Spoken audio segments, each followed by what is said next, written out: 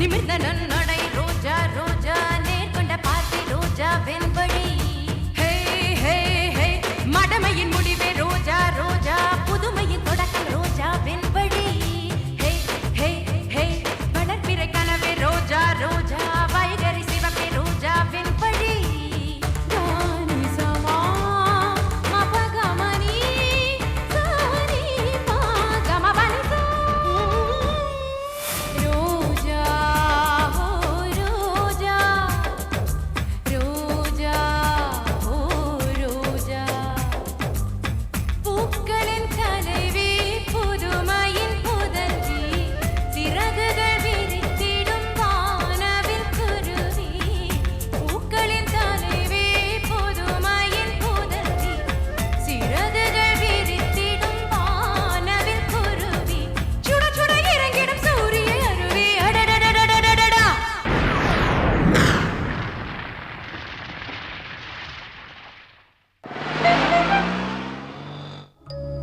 அரவிந்த், எதுக்கு என்ன வர சொன்ன? விஷயத்த சொல்லு.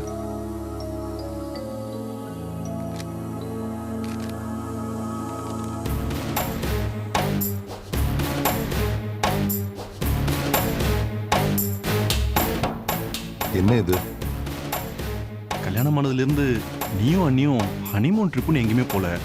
அதான் நாளைக்கு ஈவினிங் கிளம்புற மாதிரி ஊட்டிக்கு 2 ட்ரெயின் டிக்கெட் புக் பண்ணிட்டு வந்திருக்கேன். இந்த சிட்டி இருந்து தப்பிச்சு ஒரு வாரம் ஜாலியா இருந்துட்டு வாங்க. அரவிந்த், சொல்லு மகேஷ். இந்த டிக்கெட்டை எதுக்கு வாங்கிட்டு வந்த? கிழிச்செறிஞ்சிட்டுமா? மகேஷ், நீ என்ன சொல்றன்னு எனக்கு புரியல. அன்னைக்கு உனக்கும் ஏதாவது ப்ராப்ளமா? அரவிந்த், நீ வேணா அந்த நடத்து கேட்டவளை அண்ணியா ஏத்துக்கலாம். ஆனா அவளை நான் இன்னும் என் பொண்டாட்டியா ஏத்துக்கல. இன்னொன்னு சொல்றது கூட தப்பு. இதுக்கு மேலேயும் நான் அவளை ஏத்துக்க மாட்டேன். என்ன மகேஷ் சொல்ற? அண்ணி ரொம்ப நல்லவங்க. அவங்கள போய் இப்படி. ஏய், நிறுத்துறா. அவளோட யோகிதை என்னன்னு எனக்கு நல்லா தெரியும். அவளுக்கு ஏற்கனவே ஒரு லவ்வர் இருந்திருக்கான். சரி, யார்தான் உலகத்துல காதலிக்கல? ஏன் நீ கூட தான். அது அது கல்யாணத்துக்கு முன்னாடி அவங்க எப்படி இருந்துட்டு போறாங்க, கல்யாணத்துக்கு அப்புறம் நம்ம கிட்ட அவங்க எப்படி நடந்துக்கிறாங்கன்றத பொறுத்து தானே இருக்கு. ரோஜா மேல உயிரே வச்சிருக்காங்க. நீ சொல்றது சரிதான். கல்யாணத்துக்கு அப்புறமும் அந்த பழைய காதலி வீட்டுக்கே கூட்டிட்டு வந்து குத்தடிச்சா எந்த மானம் கட்டவன்டா சகிச்சுக்குவான்? மகேஷ், இதெல்லாம் நம்பாத. எவனோ ஒருத்தன் உனக்கு கிடைச்சிருக்க நல்ல லைஃபை பார்த்து பொறாமப்பட்டு இப்படி பொருளை எல்லாம் கிளப்பி விடுறான். குரலை கிளப்பிடுறது வேற, போன்ல பேசுறது வேற. அவளோட கள்ளக்காதெல்லாம் தைரியமா எனக்கே போன் பண்ணி நடந்ததெல்லாம் புட்டு புட்டு வைக்கிறான். அந்த கொடுமையெல்லாம் விவரிக்க முடியாது. அத அனுபவிச்சாதான் தெரியும். மகேஷ், நான் சொல்றேன்னு. அரவிந்த், பார், வேற ஏதாவது விஷயம் இருந்தா பேசு. அந்த மானங்கிட்ட அவளை பத்தி என்கிட்ட பேசுறதா இருந்தா வேண்டாம். மீறி என்ன கன்வின்ஸ் பண்ணணும்னு நினைச்ச நமக்குள்ள பகையாயிடும். நான் வரேன். மகேஷ்,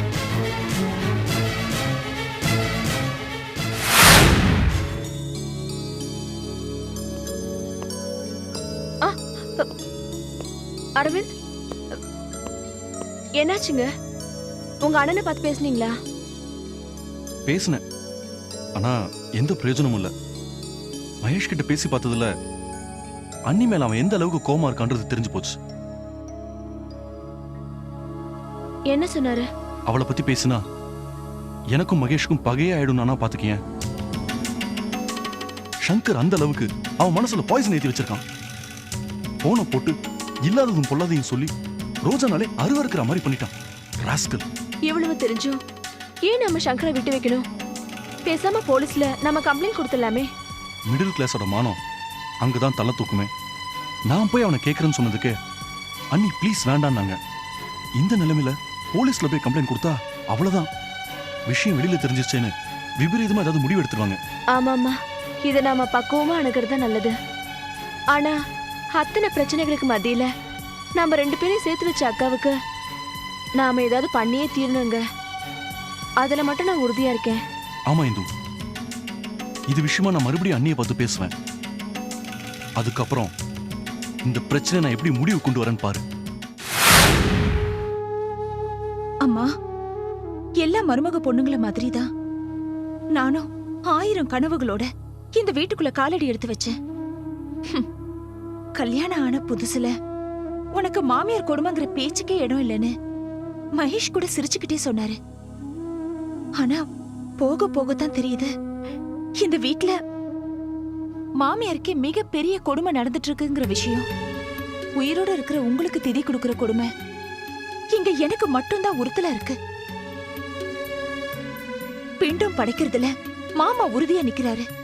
மறுபேச்சு இல்லாம மகேஷும் அவருக்கு உடன்படுறாரு. இவங்க 2 பேருக்கும் பயந்து அரவிந்தோ உங்களுக்கு திதி கொடுக்கறான். இதுல நான் ஒருத்தி மட்டும் இது தப்புன்னு நிரூபிக்க திண்டாடுறேன். உங்களை கையோட கூட்டிட்டு வந்து மாமா முன்னாடி நிறுத்தலானா அதுக்கு அந்த கிருஷ்ணவேணி பாட்டி விட மாட்டேங்கிறாங்க. நான் என்ன பண்ணட்டும்?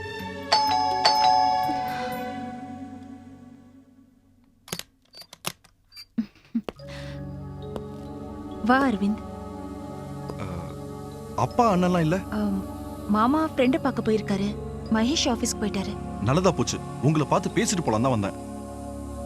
சரி வா உட்கார்ந்து பேசலாம்.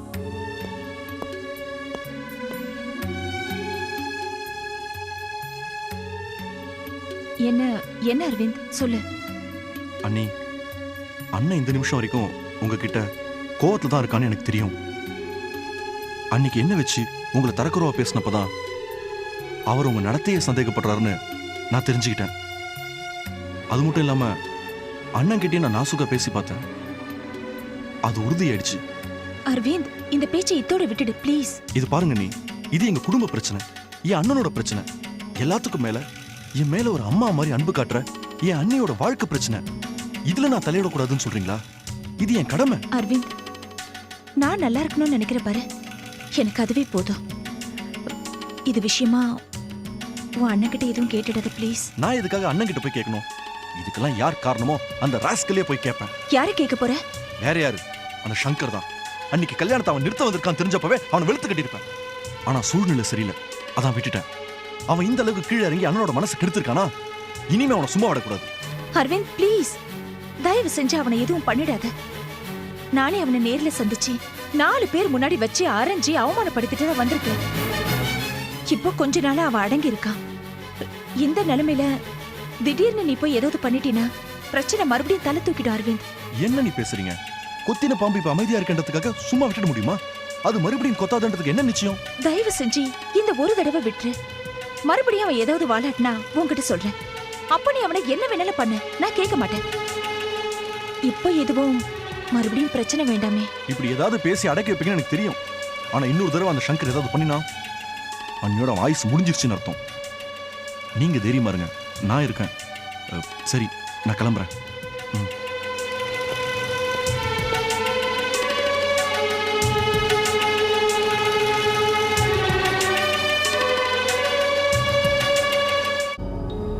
சாரி சார், கொஞ்சம் பர்சனல் ப்ராப்ளம். அதான் ஆஃபீஸ் விஷயங்களை என்னால் சரியாக கான்சன்ட்ரேட் பண்ண முடியல. மேனேஜர் ஞாபகப்படுத்தினார் சார், ஆனால் நான் தான் மறந்துட்டேன். நாளைக்கு இந்த 2 மாதம் டியூவும் சேர்த்து கட்டிடுறேன். ஓ, அப்பா நல்லா இருக்காரு. Okay sir.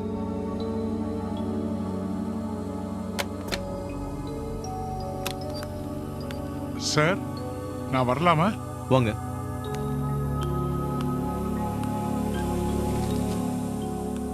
சார், அஞ்சலி கல்யாண விஷயமா விழுப்புரம் ஜோசியர் வீட்டு வரைக்கும் போயிட்டு வரணும். சங்கர் கிட்ட பர்மிஷன் வாங்கிட்டு வான்னு அப்பா கூப்பிடுறாரு. நான் போகட்டுங்களா? போயிட்டு வாங்க. நல்லது சார். அப்படியே இன்னொரு விஷயம். என்ன? அஞ்சலிக்கு கல்யாண ஏற்பாடுன்னு எடுத்தாவே நிறைய சிக்கல்கள்லாம் வந்துடுது. மண்டபம் வரைக்கும் வந்து கல்யாணம் நின்று போறதெல்லாம் உங்களுக்கும் தெரியும். அதனால இந்த தடவை அப்படி ஏதும் நடக்கக்கூடாதுன்னு பாவம் அப்பா ஒவ்வொரு விஷயத்தையும் ரொம்ப கவனமா ஏற்பாடு பண்றாரு.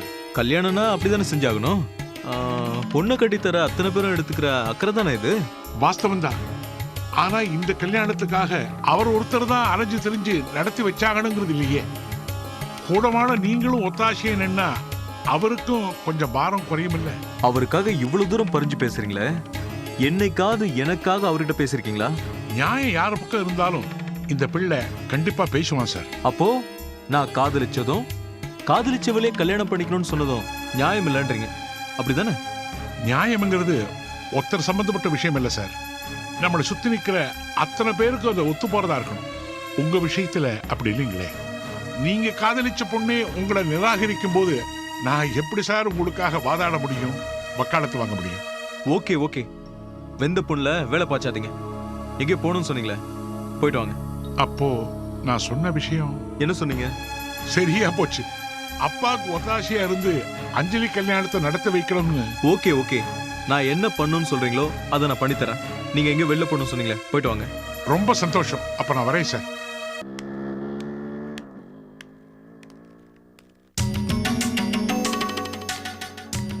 அத்தை வராங்க. ரோஜாக்கா படுற அவஸ்தையெல்லாம் இவங்களுக்கு தெரியுமா? தெரியாதுன்னு தான் நினைக்கிறேன்.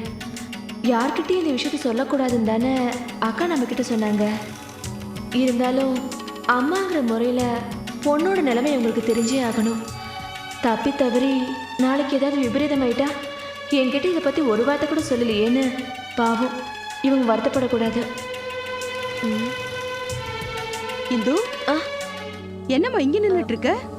மார்க்கெட்டுக்கு வந்த அத்தை, உங்களை பார்த்ததும் பேஸ்ட் போலாமே நின்னுட்டேன். ரோஜா இருந்தாதான் நம்ம வீட்டுக்கு வருவியா? ஆ. அரவிந்த கூட்டிட்டு இந்த அத்தையை பார்க்க வரக்கூடாதா? வரணும்னு தான் பல தடவை ஃபோன் பண்ண அத்தை. புள்ள ரிங் போயிட்டு கட் ஆயிடுது. ஆமாம்மா, இப்ப நான் வேலைக்கு போயிட்டு இருக்கேன். சாயந்தரம் 6 மணிக்கு மேல ஃபோன் பண்ணு, நான் வீட்ல இருப்பேன். வேலைக்கு போறீங்களா? ஆமாம்மா, ரோஜா புகுந்த வீட்டுக்கு போனதுல இருந்து வீட்ல தனியா உட்காந்துருக்க போர் அடிச்சது. அதான். நல்ல விஷயம்தான்.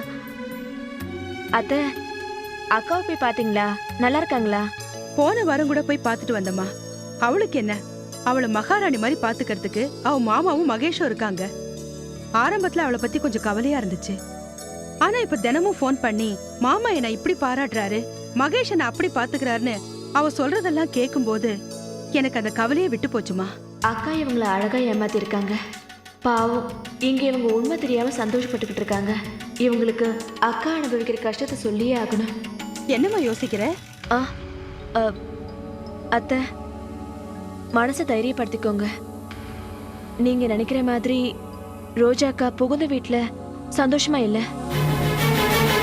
இந்து, ஆமா அத்தை, உங்க மனசு கஷ்டப்படக்கூடாதுன்னு சந்தோஷமா வாழ்க்கை போயிட்டு இருக்க மாதிரி அக்கா காட்டிக்கிறாங்க. அதெல்லாம் போய் இந்து, என்னம்மா நீ இப்படி ஒரு இடியை என் தலையில போடுற?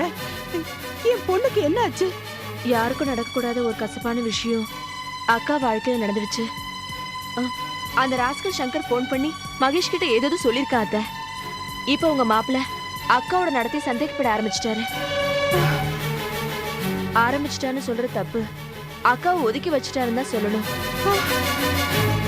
சொந்த நாட்டுல அகதியா வாழற மாதிரி அந்த வீட்டுல அக்கா அவஸ்தையோட வாழ்ந்துகிட்டு இருக்காங்க.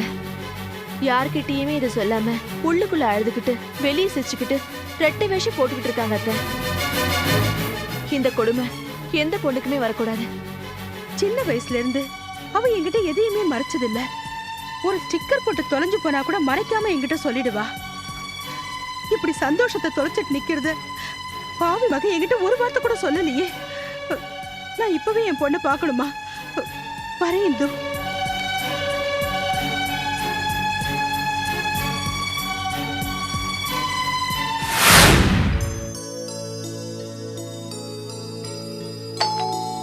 இதோ வந்துட்டேன்.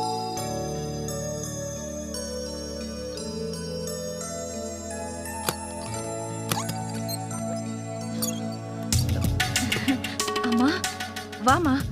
உன்னை பார்க்கலான்னு நானே வீட்டுக்கு வரலான்னு இருந்தேன். நீயே வந்துட்ட. வா, உள்ள வா. என்னம்மா அப்படி பாக்குற? உள்ள வா.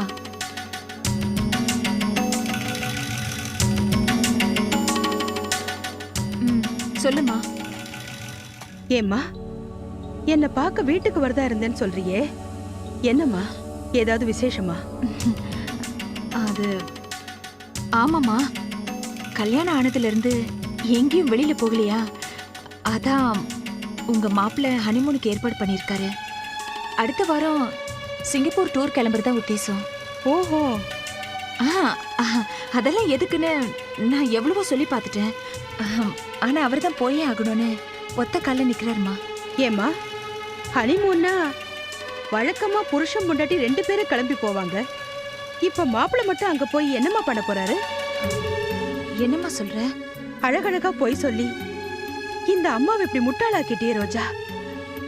எந்த வேஷமும் ரொம்ப நாள் தாங்காதுமா. ஐயோ அம்மா, உன்கிட்ட யாரோ. போதும் ரோஜா, நடிச்சதெல்லாம் போதும். ஏன் இன்னும் மாப்பிள்ளை என்ன அப்படி பாத்துக்கிறாரு இப்படி பாத்துக்கிறாருன்னு வீணா கற்பனை பண்ணி என்ன நம்ப வைக்க பாக்குற? மாப்பிள்ளை உன்னை எப்படி எல்லாம் சித்திரவதை பண்றாருன்னு எனக்கு தெரியுமா?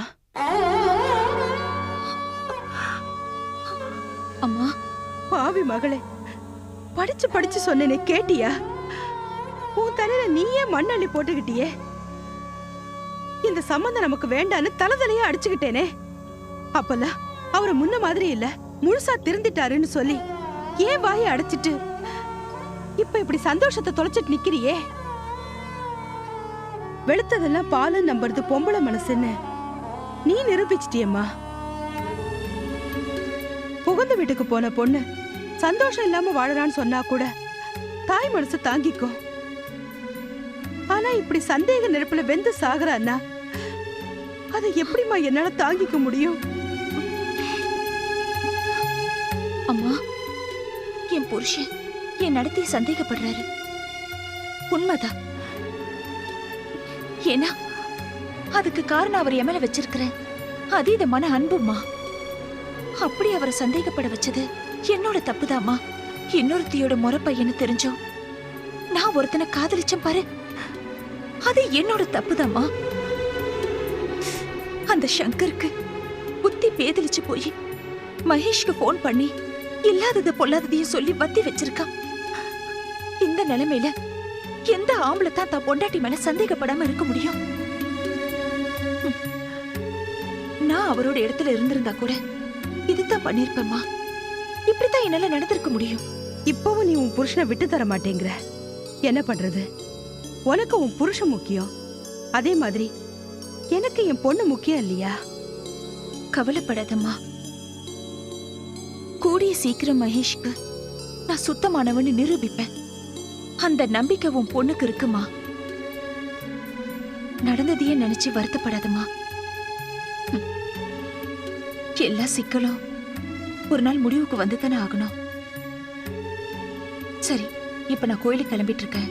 நீயும் என் கூட வாமா. அங்கிருந்து அப்படியே நீ வீட்டுக்கு கிளம்பு. வா வாமா.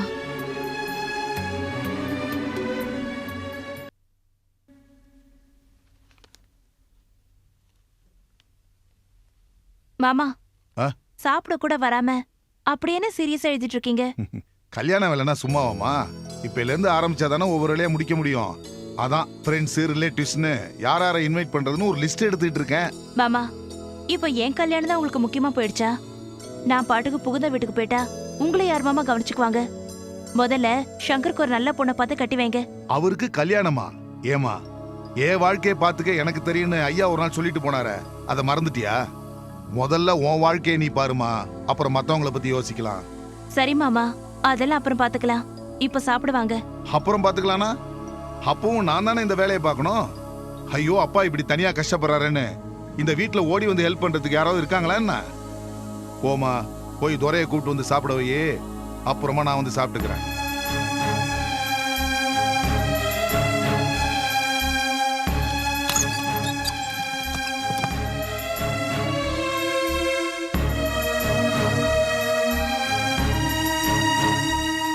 சங்கர், சாரி, உங்க பர்மிஷன் இல்லாம உங்க ரூம்குள்ள வந்திருக்கேன். தப்புதான். கொஞ்ச நேரம் உங்க கூட பேச டைம் கொடுக்க முடியுமா? ப்ளீஸ். உட்கார். தேங்க்ஸ்.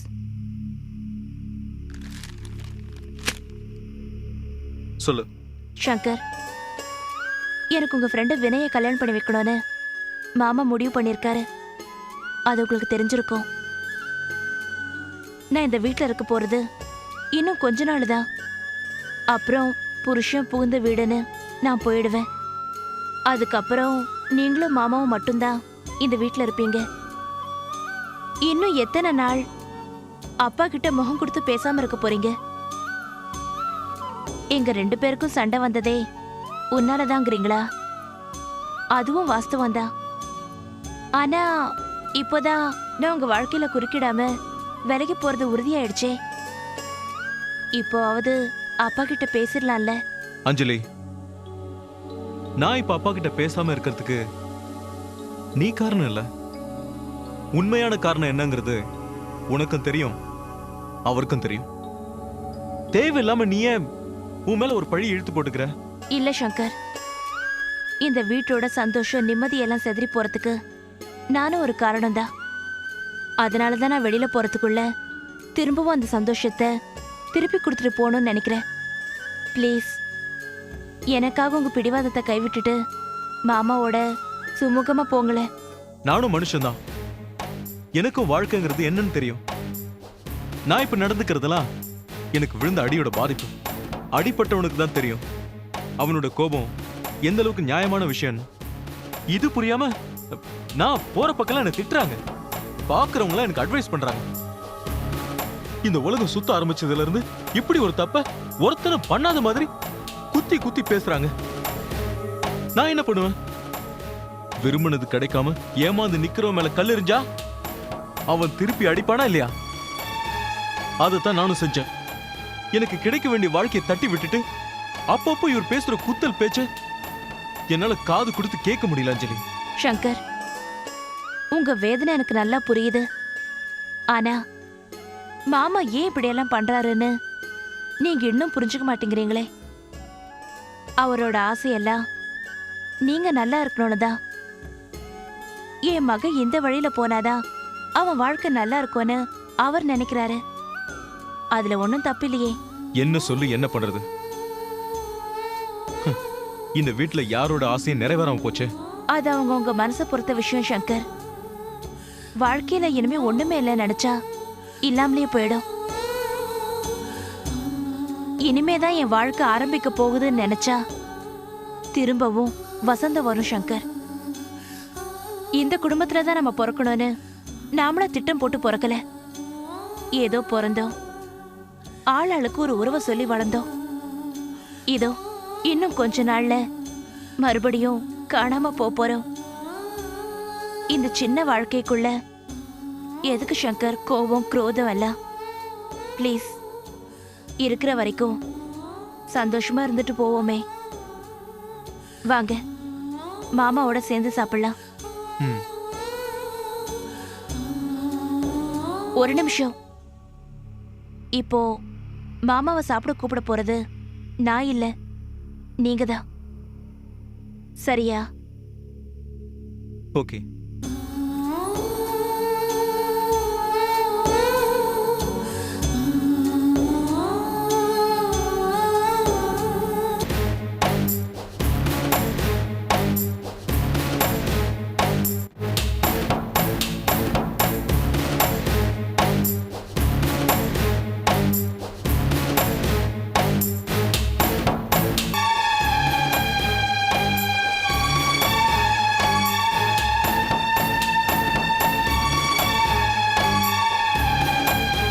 அப்பா,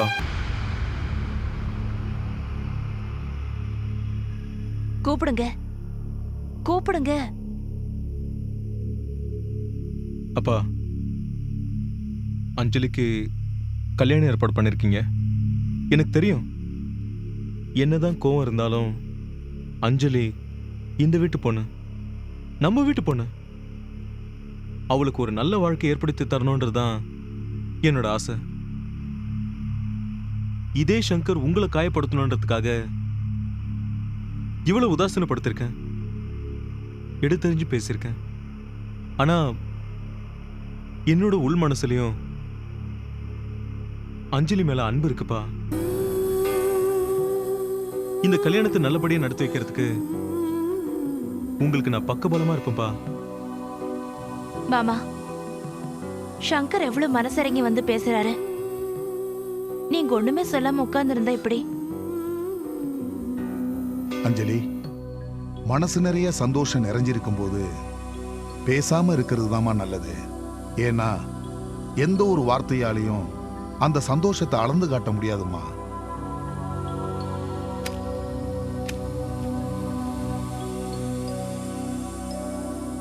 வாப்பா சாப்பிட போலாம் வா.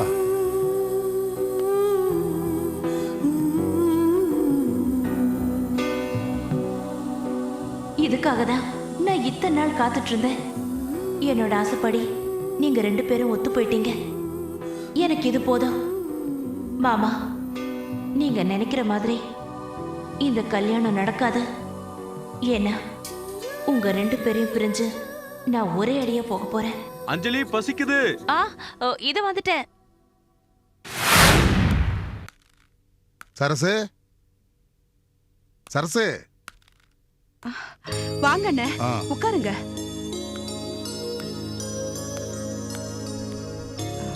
என்னென்ன சாப்பிடுறீங்க? காஃபியா டீயா? ஆமா, வீடு தேடி வந்தா ஏதோ வார்த்தைக்கு அண்ணன் கூப்பிடுறதோட சரி. மத்தபடி உண்மையான பாசம் இருக்கிற மாதிரி தெரியலம்மா. என்னென்ன அப்படி சொல்லிட்டீங்க? பின்ன என்னம்மா, ரோஜாவோட கல்யாணத்தை எல்லாரும் சேர்ந்து நல்லபடியா முடிச்சு வச்சோம். அதுக்கப்புறம் தான் எல்லாரும் தனித்தனியா போயிட்டோமே. நேர்ல கூட வர வேணாம், அட்லீஸ்ட் ஒரு போனாவது பண்ணி இந்த அண்ணன் உயிரோட இருக்கானான்னு அப்பப்ப தெரிஞ்சுக்கலாம்ல. தப்புதான் அண்ணே, மன்னிச்சுக்கோங்க. பரவாயில்லம்மா, ஒரு வார்த்தைக்கு சொன்னேன். சரசு, அஞ்சலிக்கு கல்யாணம் நிச்சயம் பண்ணிருக்கேன். இப்பதான் உங்க மாப்பிள்ளை வீட்டுக்கு போய் பத்திரிக்கை வச்சுட்டு வரேன். அப்படியா அண்ணே? ரொம்ப சந்தோஷம் அண்ணே. ஒரு வழியா சங்கர் வழிக்கு வந்துட்டான் போல இருக்கு. இனிமேல ரோஜா விஷயத்தை தலையிடாம இருந்தா சரி.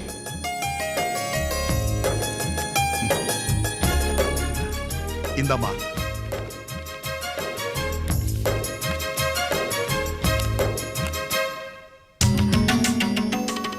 அண்ணே, என்னம்மா? மாப்பிள்ள சங்கர் இல்லையா? வினய்னு வேற யாரோ ஒருத்தர் பேர் போட்டிருக்கு. ஆமாம்மா, சங்கர் தான் நம்ம பிடிக்குள்ளேயே வரமாட்டேங்கிறானே. நாம மட்டும் ஆசைப்பட்டு என்னம்மா பிரயோஜனம்? அப்பா சொல்றது நம்ம நன்மைக்கு தானே, அவனுக்கும் புரியணும்ல. அதுக்கு அஞ்சலி சம்மதிச்சிட்டாளா? பின்ன சங்கர் நம்ம பக்கம் திரும்புவான்னு அவளும் எத்தனை நாள் தான் காத்திருப்பா?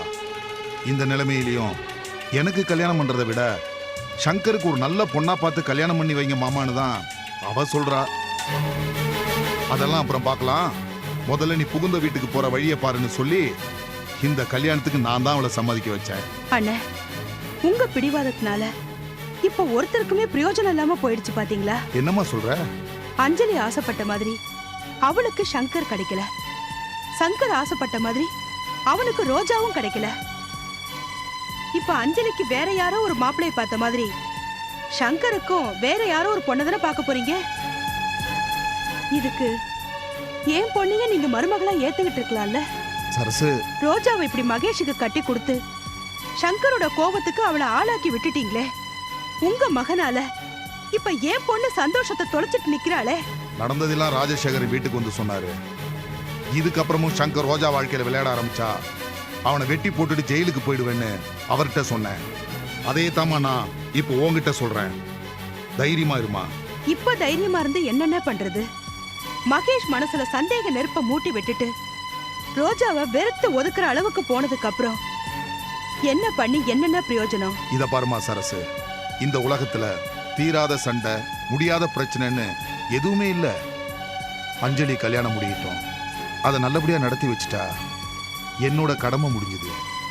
அதுக்கப்புறம் மகேஷை வழிக்கு கொண்டு வந்து ரோஜாவை சந்தோஷப்படுத்த வேண்டியது என்னுடைய பொறுப்புமா. என்ன நீ நம்பலாம். சரிண்ணே. இத பாருமா, கல்யாணத்துக்கு மறக்காம வந்துரு. அம்மா ஸ்தானத்துல இருந்து அஞ்சலிக்கு நீ தான் எல்லாம் பண்ணி அவளை புகுந்த வீட்டுக்கு அனுப்பணும்.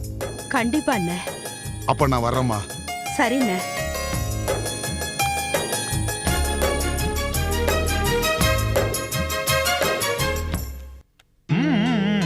போதும் போதும்.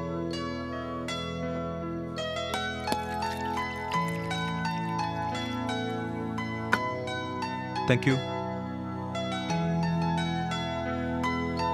அஞ்சலி, அப்பா எப்போ வருவாரு?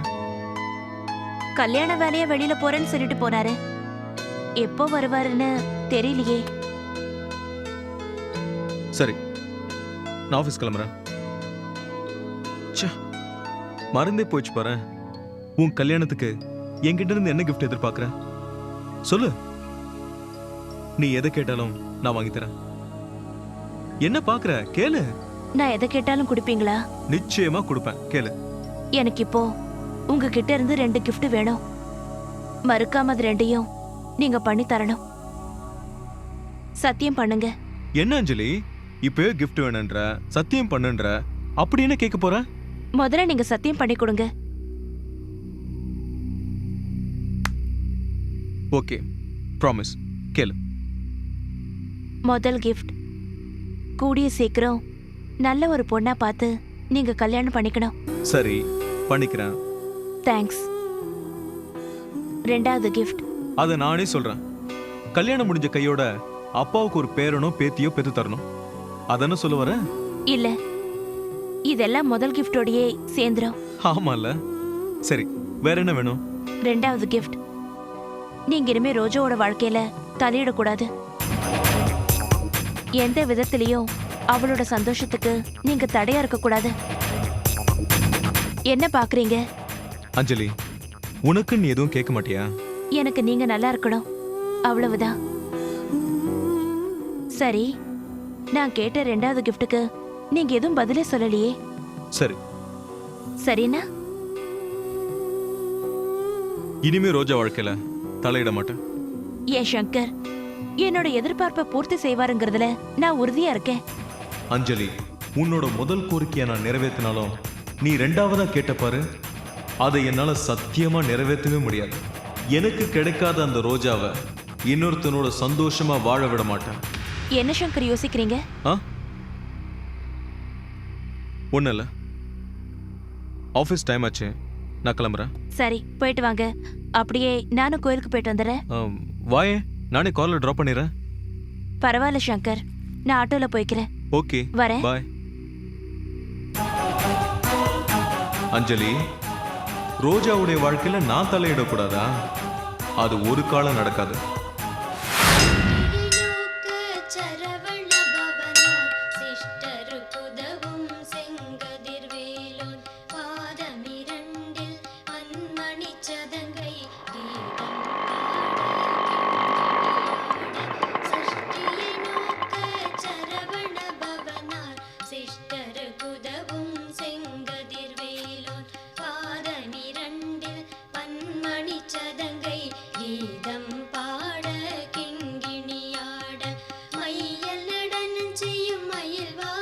ஒரு பூஜை கூட கொடுங்க.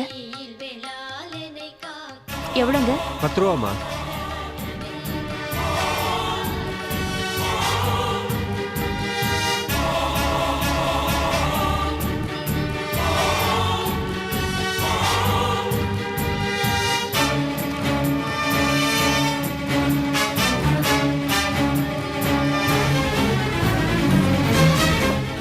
யாரு? லலிதாவா? அது சந்தேகமே இல்லை, லலிதாவே தான். ஆட்டோ வருமா? எங்கம்மா போகணும்? வலசரவாக்கம் போகணும். போகலாம், உட்காருங்கம்மா. லலிதா, ஒரு நிமிஷம் இருங்க. Auto auto auto auto auto, இங்க வாங்க.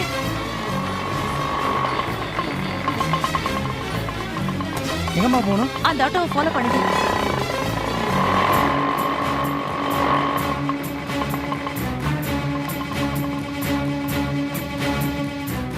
இந்தாங்க.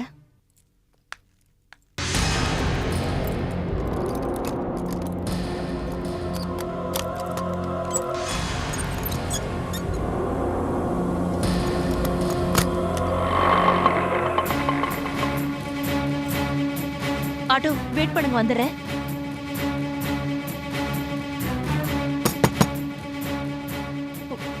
லலிதா எப்படி இங்க? கடவுளே.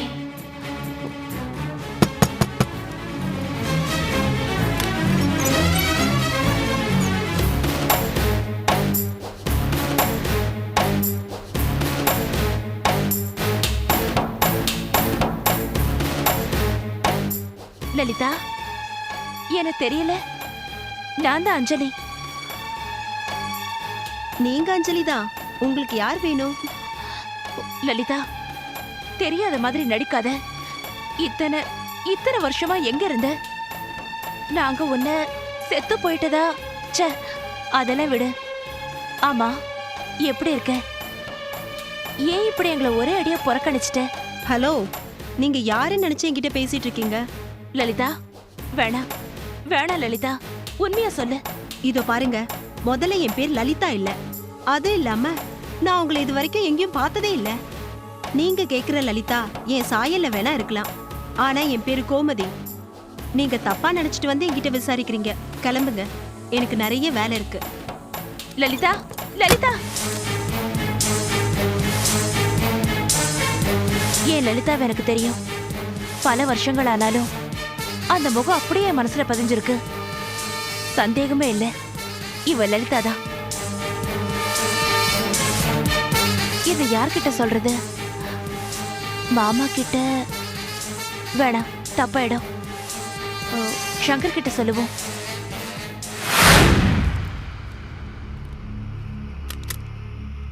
சங்கர், நான் உள்ள வரலாமா?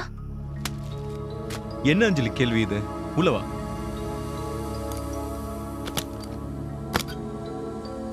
இத பார், காலையில நான் கேட்டதுக்கு நீ உனக்குன்னு எதுவும் கேட்கல. இருந்தாலும் வரும்போதே நான் ஒரு gift வாங்கிட்டு வந்திருக்கேன். Diamond ring. நல்லா இருக்கான்னு பார்த்து சொல்லு. சங்கர், இத பாக்குறது இருக்கட்டும், முதல்ல நான் பார்த்தத கேளு. முதல்ல நீ உட்காரு. என்ன விஷயம்? நம்ம லலிதாவை பார்த்தேன். லலிதா உயிரோட தான் இருக்கா, அதுவும் சென்னையில தான் இருக்கா சங்கர்.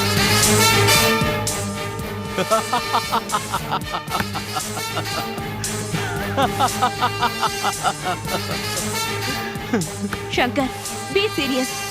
நான் லலிதாவை பார்த்தேன், என் கண்ணால பார்த்தேன், பேசினேன். இது சத்தியம், என்ன நம்புங்க சங்கர். உண்மை சங்கர். நான் கோயிலுக்கு போறேன்னு உங்ககிட்ட சொன்னேன்ல. ஆமா. கிளம்பி கோயிலுக்கு போனேன்.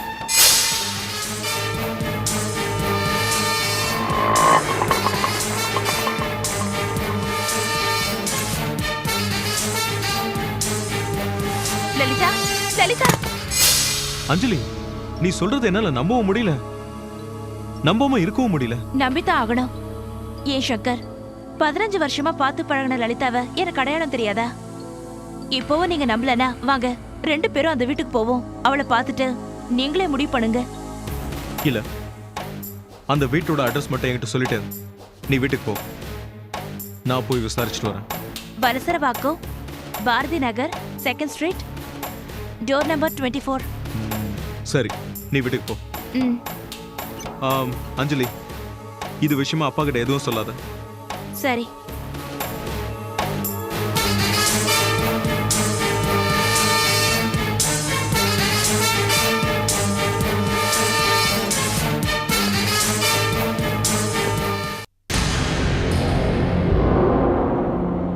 நம்பர் 24 இதான அஞ்சலி சொன்ன வீடு?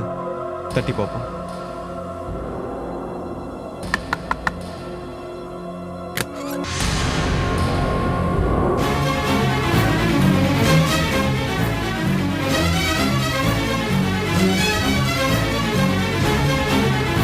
லலிதா. ஹலோ, யார் சார் நீங்க? லலிதா, எனக்கு தெரியல. நான் சங்கர். மறந்துட்டியா? தெரியாம தான் கேக்குறேன். எத்தனை பேர் இப்படி கிளம்பி இருக்கீங்க? கொஞ்ச நேரத்துக்கு முன்னாடி தான் ஒரு பொண்ணு வந்து நீ லலிதாவான்னு அதுவா கேட்டு அதுவா பேசி அதுவா குழம்பிட்டு போச்சு. இப்ப நீங்க வந்து அதே மாதிரி நிக்கிறீங்க. நீ எங்களை ஏமாத்துற. நீ எங்க லலிதா தான். ஐயோ, உங்களுக்குலாம் என்ன பைத்தியமா பிடிச்சிருக்கு? நான் லலிதா இல்ல, கோமதி. வேணும்னா எங்க வீட்டு ரேஷன் கார்டை காமிக்கட்டுமா? லலிதா, இத பார், எதுவா இருந்தாலும் மறைக்காம என்கிட்ட சொல்லு. உன் மேல எனக்கு எந்த கோவம் இல்லம்மா. ஏன் இப்படி மூடி மறைக்கிற? இத பார், எந்த விதத்திலயும் நான் உனக்கு எதிரி இல்ல. ஹலோ, ஒரு தடவை சொன்னா உங்களுக்கு புரியாது? உங்களை நான் முன்ன இது வரைக்கும் பார்த்ததே கிடையாதுன்னு சொல்றேன். சும்மா தத்து பெத்துன்னு ஏதோ பேசிட்டே போறீங்களே. உங்களுக்கு வேலை இல்ல, கிளம்புங்க. இல்லனா போலீஸ்க்கு ஃபோன் பண்ணுவேன்.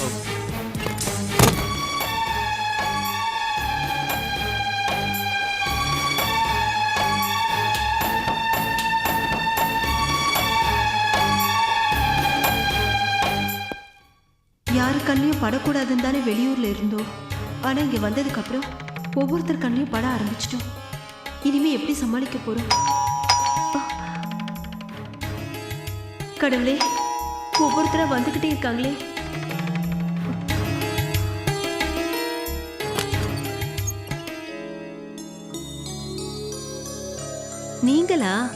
வாங்க.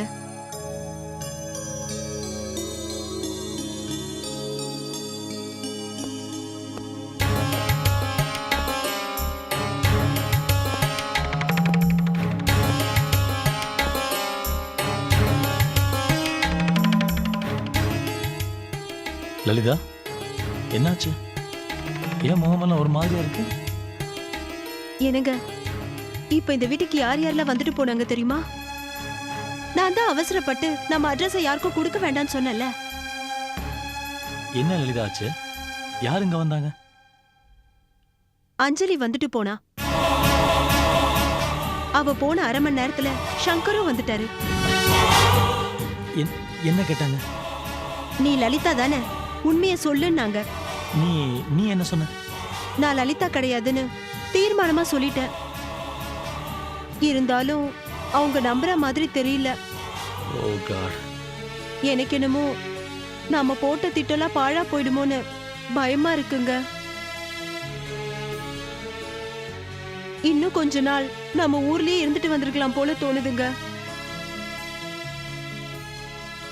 ஆமா, நாம அவசரப்பட்டு வந்தது தப்பு. இன்னும் கொஞ்ச நாள் நம்ம எத்தனை நாள் தான் பொறுத்துட்டு இருக்க முடியும்? நீ ஒன்றும் கவலைப்படாத, நம்ம சரியான டைமுக்கு தான் வந்திருக்கிறோம். அஞ்சலி என்ன பார்த்ததுமே சங்கர் கிட்ட போய் சொல்லிட்டா. அவரு மட்டும் சும்மாவா இருப்பாரு? வீட்டுக்கு போனதும் நாங்க லலிதாவை பார்த்தோன்னு போட்டு உடைப்பாரு. அதுக்கப்புறம் நாம எப்படி? லலிதா, நீ ஒன்றும் பயப்படாத. நாம போட்ட பிளான் படி எல்லாமே சரியா நடக்கும். நடத்தி காட்டுவேன். இதோ பார், இனிமே நான் வீட்டுக்கு வரேன்னா அதுக்கு முன்னாடி உனக்கு ஃபோன் பண்ணி சொல்லிடுவேன். மற்றபடி யார் வந்து கதவை தட்டினாலும் நீ கதவை திறக்காத, புரியுதா? சரி சரி, கதவை சாத்திக்கோ. நான் 1 ஹவர்ல வந்துடுவேன். ஓகே?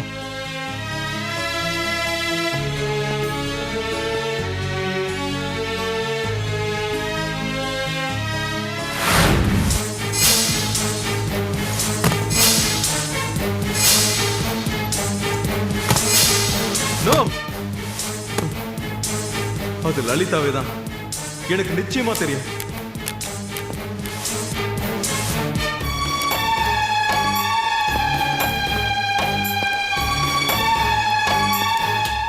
ஹாய் சங்கர். வினய், இப்ப நான் வேற மூட்ல இருக்கேன். எதுவா இருந்தாலும் நாளைக்கு பேசிப்போம்.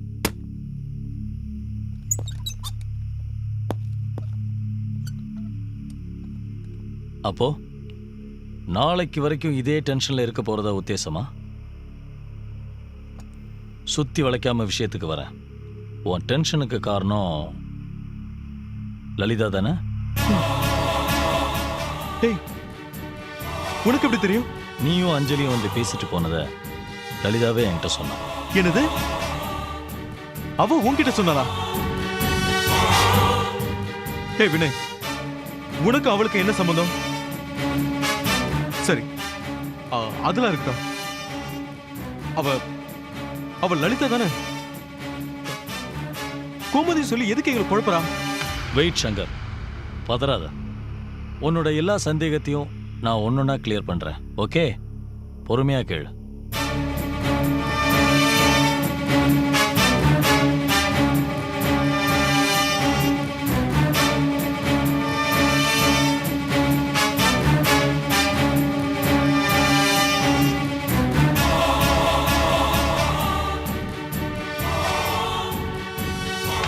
வினய், ஒரு ஃப்ரெண்டுங்கிற மாதிரி தான் நேத்து வரைக்கும் நான் உன்னை நினைச்சிட்டு இருந்தேன். ஆனா உனக்கு பின்னாடி இப்படி ஒரு கதை இருக்குன்ற விஷயம். வெயிட் சங்கர், அதெல்லாம் இப்ப எதுக்கு? நான் இப்ப சொன்னதை மனசுல வச்சுக்கோ. இது நடந்து முடிகிற வரைக்கும் நம்ம 2 பேரை தவிர இந்த விஷயம் வேற யாருக்கும் தெரியக்கூடாது. அதான் முக்கியம். புரியுதா? ஐயோ வினய், இதுல என்னோட வாழ்க்கை அடங்கி இருக்கு. ப்ளீஸ் ப்ளீஸ் என்னை விட்டுரு. நோ, நான் சொன்னது சொன்ன மாதிரி நடக்கணும். அதுல எந்த மாற்றமும் இருக்கக்கூடாது.